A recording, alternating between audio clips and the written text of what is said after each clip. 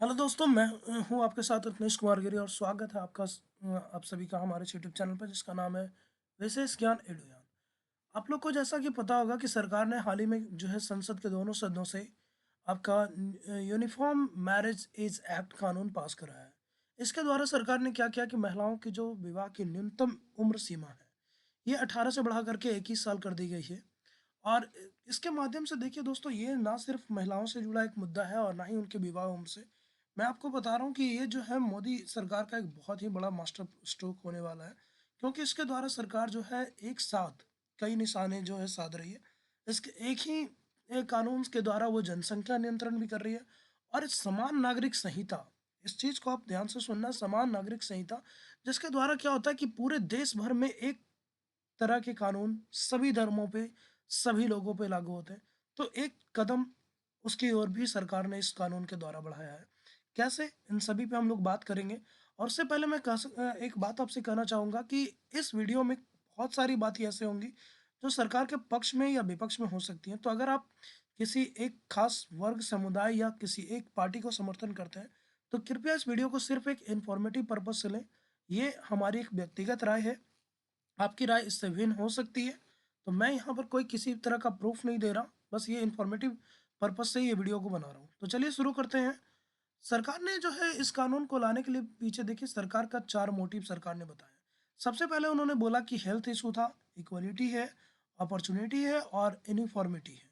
तो इन सब के बारे में बात करेंगे, लेकिन पहले देखते हैं कि सरकार ने कौन से ये 3 ग्राउंड बनाए हैं जिसके द्वारा सरकार ने इस कानून को संसद में इतनी मजबूती से पेश किया है। और क्यों ये पिछले दूसरे कानूनों की तरह सुप्रीम कोर्ट द्वारा या संसद के द्वारा इसको गिराया नहीं गया, बल्कि बिल्कुल ईज़ी वे में ये संसद के दोनों सदनों से पास हो चुका है दोस्तों।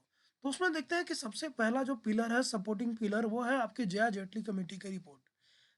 केंद्र सरकार ने 2018-19 में जो है लड़कियों के कुपोषण, अनीमिया और उनके स्वास्थ्य संबंधी समस्याओं पर जो है समता पार्टी की एक अध्यक्ष थी जया जेटली, उनके अध्यक्षता में एक कमेटी बनाई थी, जिसमें उन्होंने, आप देख सकते हो कि महिलाओं के कुपोषण, शिशु मृत्यु दर, मातृ मृत्यु दर, अनीमिया और बहुत सारे मुद्दों पर उनको क्या शोध करने के लिए कहा गया।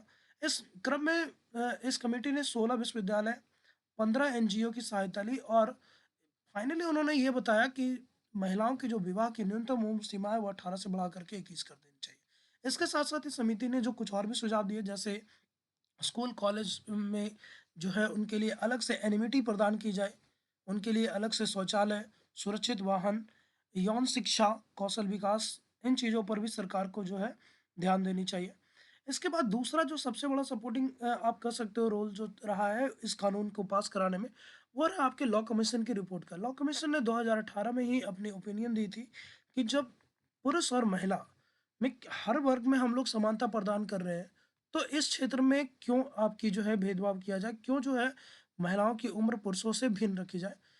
तो लॉ कमीशन ने कहा था कि जब विवाह जैसे पवित्र रिश्ते में पुरुष और महिला बिल्कुल साथ साथ एक सूत्र में बनते हैं, तो उनके बीच इस तरह की जो उम्र में जो भेदभाव है, ये किसी प्रकार से तार्किक नहीं है। सरकार को इसमें सुधार करनी चाहिए।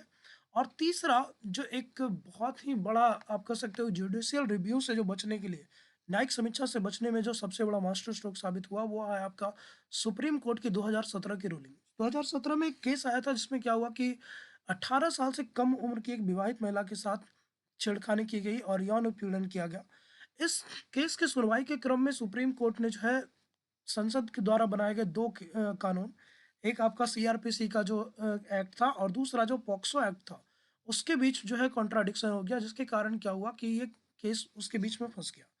फाइनली सुप्रीम कोर्ट ने अपने जजमेंट में कहा कि जो कानून होने चाहिए वो इस तरह के नहीं होने चाहिए जिसमें क्या हुआ कि आपके बहुत सारे लूप्स होल्स हों और रूढ़िवादिता को प्रदर्शित करनी चाहिए। क्योंकि हम लोग एक सभ्य समाज में हैं, प्रगतिशील समाज में, तो पार्लियामेंट जो है, पार्लियामेंट को कम से कम इन क्षेत्रों में क्या करने चाहिए, सुधार करने चाहिए और विवाह की जो न्यूनतम उम्र सीमा है इसको बढ़ाने की सलाह दी थी।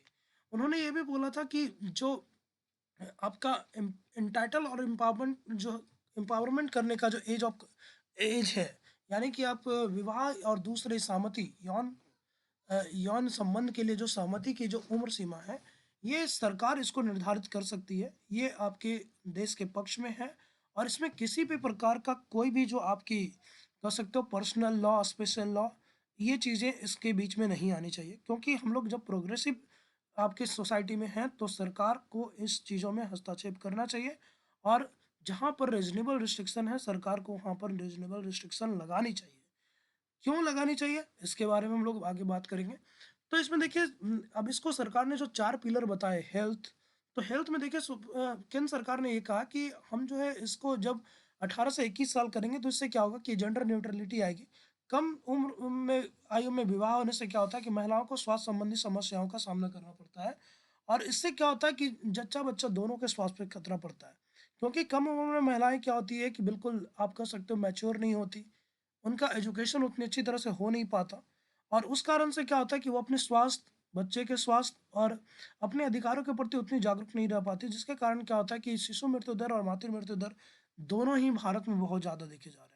इसके साथ-साथ कुपोषण, क्योंकि वो संपूर्ण पोषण ले नहीं पाती, पेट भरना अलग है दोस्तों और संपूर्ण आहार अलग है, तो इन चीज़ों में वो भेदभाव या कह सकते हो कि वो समझ नहीं पाती इन चीज़ों को उतनी अच्छी तरह से, जिसके कारण क्या होता है कि जो है कुपोषण आपकी स्टैटि स्टंगिंग, आपकी कह सकते हो बौनापन, अ, फिर आपकी लकवा, इस तरह की चीज़ें जो है बहुत सारा आपको देखने को मिलेगा।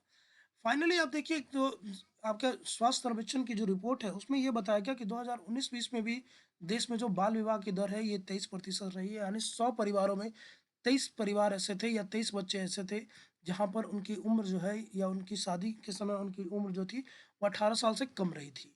और हालांकि इसमें पिछले आंकड़ों के मुकाबले काफ़ी हद तक सुधार हुआ है, लेकिन फिर भी बोला जा रहा है कि अगर हम इसको और बढ़ा दें तो इसमें और भी सुधार किए जा सकते हैं, और जो महिलाएं हैं वो शोषण के प्रति और भी ज़्यादा सतर्क और आपका कह सकते हो जागरूक हो पाएंगे। अब देखिए भारत में चूंकि बहुत सारे अलग अलग धर्म हैं, अलग अलग समुदाय हैं, तो सभी में क्या होता है कि आपकी चूंकि अभी तक पर्सनल उनके अलग अलग कानून रहे हैं, जिसके कारण क्या होता है कि उनके विवाह, उनके सक्सेशन, उनके हर चीज़ में आपको अलग कानून देखने को मिलेंगे, जैसा कि आप ट्रिपल तलाक के टाइम में देख सकते हैं।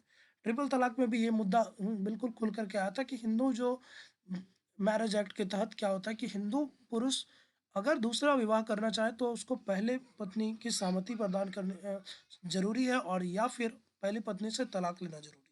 लेकिन आप देख लो तो एक खास तरह के संप्रदाय में क्या होता है कि आप एक साथ 4 शादियाँ करने का उनको एक तरह से कह सकते हो कि पुरुषों को एक अधिकार दिया गया था, जिस जो एक पितृसत्तात्मक रूढ़िवादिता को प्रदर्शित करता है। साथ ही साथ आप यहाँ पर भी देखो तो ऐसा ही कुछ देखने को मिल रहा है, क्योंकि जहाँ पर आपके भारत में ज़्यादातर समुदाय में क्या है, एक प्रोग्रेसिव वे में रहा है कि महिलाओं की उम्र जो है लगातार उनकी न्यूनतम उम्र सीमा विवाह के लिए वो बढ़ाई गई है। लेकिन आप यहाँ देख सकते हो कि जो इस्लाम धर्म है यहाँ पर क्या किया गया, ऐसा कोई एज डिफाइन नहीं किया गया। यहाँ पर ये बोला गया कि इस्लाम के अनुसार जब भी उनकी यौन आरंभ होता है, यानी जब भी उनका मेंस्ट्रुएशन साइकिल पीरियड बोल लो, जब भी उनके ऋतुस्राव की अवस्था आपकी प्रारंभ हो जाती है, तब वो अपनी सहमति से या फिर अपने परिवार वालों की सहमति के अनुसार उनका विवाह किया जा सकता है। इसमें किसी प्रकार का कोई रोक-टोक नहीं है। तो इसके कारण क्या देखने को मिला है कि महिलाओं को खास तौर पे इस खास संप्रदाय और खास वर्ग की महिलाओं में क्या होता है कि साक्षरता दर बहुत ही कम पाई गई है। इसके अलावा स्वास्थ्य संबंधी जो जागरूकता है वो भी काफ़ी हद तक बिल्कुल न्यूनतम स्तर पे है, जिसके कारण जो आपको देखने को मिलेगी कि ये लगातार आर्थिक स्थिति में भी पिछड़ रहे हैं, और जब आर्थिक स्थिति से ये पिछड़ते हैं तो फिर उस स्थिति में क्या होता है कि कई बच्चे अपनी राह भटक करके गलत रास्तों पे भी चले जाते हैं। तो सरकार ने इन चीज़ों पे को भी कंट्रोल करने का प्रयास किया। दूसरा, जब हर वर्ग में समानता है और आपकी एक प्रोग्रेसिव सोसाइटी में है, तो और 21वीं सदी में आप जी रहे हैं, तो इस शताब्दी में आपको किसी प्रकार की भेदभाव एक तरह से कह सकते हो कि एक संप्रदाय का ही नहीं, बल्कि उस महिला के प्रति भी सरकार की नकारात्मकता को दिखाती है, जो इस कानून के होते हुए और इस संसद के होते हुए भी उनके अधिकारों की रक्षा नहीं कर पा रहा है। तो इसलिए सरकार ने इस कानून को बनाया ताकि आपको सभी धर्म के लोगों को, खास तौर पे सभी धर्म के महिलाओं को उनके अधिकार प्रदान किए जाए, और उनकी जो शादी की उम्र है वो बढ़ा करके 21 की जाए। अब इसके क्या मायने हैं वो हम लोग देखेंगे, लेकिन एक सबसे पहले देख सकते हैं कि आपकी जो भारतीय समाज है उसमें किस तरह की क्रोनोलॉजी रही है। क्या प्राचीन काल से ही ऐसी व्यवस्था थी क्या प्राचीन काल से ही महिलाओं की 18 साल जो है न्यूनतम वैवाहिक उम्र थी या फिर इसमें कुछ बदलाव देखने को मिलते हैं? तो सबसे पहले अगर हम वेदों के अनुसार चलें, तो वेदों के अनुसार ऐसा कोई एज डिफाइन नहीं किया गया। उसमें सीधा-सीधा ये बोला गया कि अगर किसी प्रकार का चरित्र दोषारोपण ना हो या फिर पिता जो है बिल्कुल कंगाल या फिर गिरवी ना हो, खुद गिरवी ना हो, तो उस परिस्थिति में कम से कम जो है पुरुष और महिलाएं दोनों की कम से कम उनकी प्राथमिक शिक्षा और जो है पूरी होनी चाहिए, तभी उनका विवाह जो है किया जाना चाहिए। मनुस्मृति भी कुछ इस तरह की चीज़ें बताते हैं कि कम से कम उनकी प्राथमिक शिक्षा पूर्ण होनी चाहिए, उनकी शिक्षा कंप्लीट होनी चाहिए। लेकिन विकट परिस्थितियों में बोला जाता है कि अगर किसी तरह का कोई प्रॉब्लम हो, तो उस परिस्थिति में 30 साल के पुरुष की शादी कम से कम 12 साल की महिलाएँ या फिर 24 साल के पुरुष की शादी कम से कम 8 साल की महिला के साथ होनी चाहिए। लेकिन ये बिल्कुल बोला जा रहा है दोस्तों कि ये उस परिस्थिति में जहाँ पर कोई और ऑप्शन ना हो।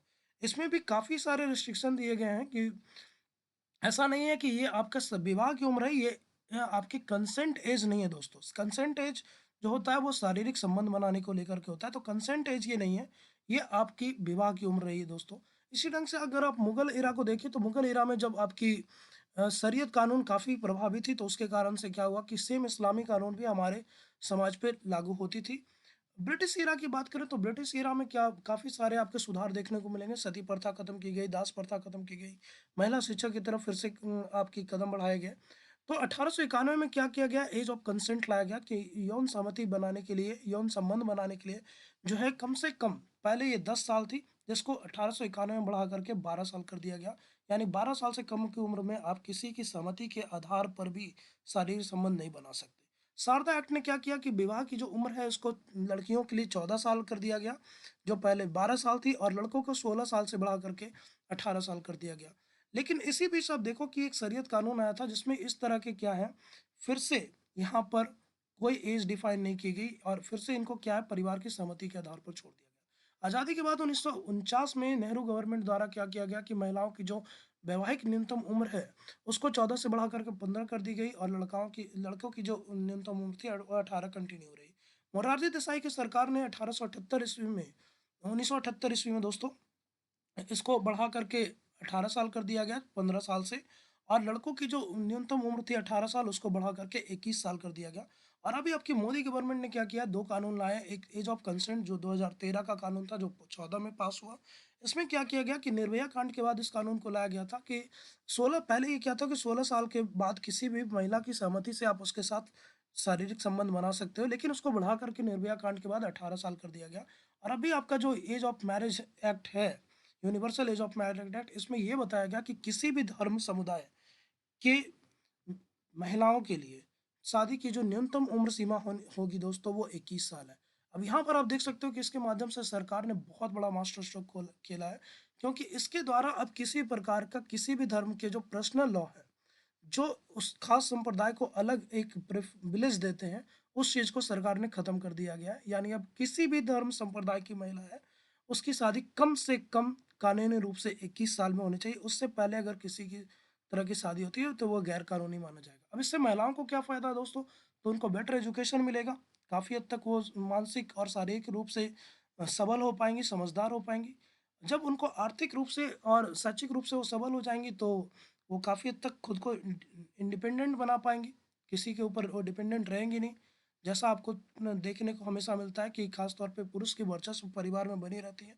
इससे बेटर फैमिली प्लानिंग होगी, बच्चे का अच्छा एजुकेशन होगा, परिवार की जो वातावरण है, वो काफ़ी ज़्यादा अच्छी रहेगी दोस्तों। अब इससे सरकार को क्या फ़ायदा होने वाला है? तो सरकार देखिए, जब महिला, कहते हैं कि जब महिला शिक्षित हो तो पूरा परिवार शिक्षित होता है। तो जी यहाँ पर जब महिलाएँ अच्छी तरीके से पढ़ेंगी तो फैमिली भी काफ़ी मैच्योर होगी। साथ ही साथ आपका जो कुपोषण है, लाइफ़स्टाइल है, उसमें काफ़ी हद तक सुधार होगा। आपकी जो शरीर की नीड के हिसाब से उनका जो है भोजन दिया जाएगा, और इससे काफ़ी हद तक महिलाएँ क्या होंगी कि उनको रोग, जोखिम और इन चीज़ों के प्रति अवेयर होंगी। और इससे आपको क्या होगा कि हर धर्म समुदाय के बीच जो है आपकी जेंडर इक्वलिटी देखने को मिलेगी। और इस दोनों इन चीज़ों के माध्यम से सरकार जो है, जो अपनी तेज़ी से बढ़ती हुई आबादी है, उसको कंट्रोल कर पाएगा, और साथ ही साथ समाज में एक यूनिफ़ॉर्मिटी, एक समतामूलक चीज़ों को लाने का प्रयास करेगा। जिससे क्या होगा कि आपके भविष्य में जो है एक यूसीसी यानी यूनिवर्सल कोड ऑफ कंडक्ट लाया जाए, एक देश एक कानून। और इसलिए इस कानून को आप कह सकते हो कि ये सबका साथ सबका विकास वाला कानून है दोस्तों।